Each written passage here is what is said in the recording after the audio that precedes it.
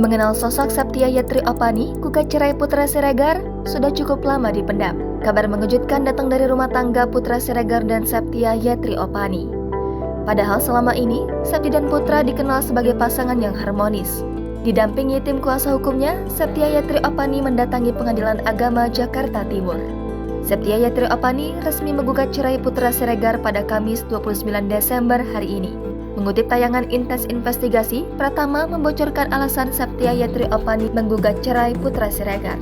Ia menyebut keputusan kliennya mengajukan gugatan cerai dikarenakan permasalahan yang sudah berlangsung lama. Namun, Pratama mengungkap selama ini Septi memang tak pernah mengumbar masalah rumah tangganya ke publik.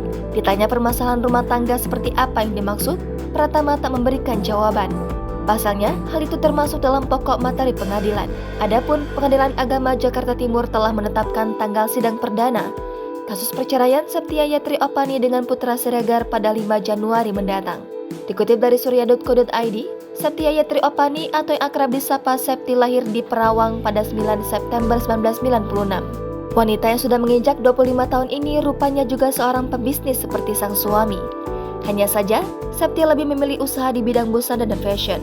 Septi mengelola sebuah bisnis busana perempuan berbasis online bernama Ashifa Store yang dapat diakses melalui akun Instagram @ashifa_eksklusif. Melalui panduan sang suami, Septi berhasil mengelola bisnisnya menggunakan metode dropshipper. Selain pakaian perempuan, Septi juga kerap mencoba berbagai macam produk lainnya seperti kosmetik. Bahkan, Septi juga telah menjalankan waralaba merchandise identitas sosok Atta Halilintar, AHA.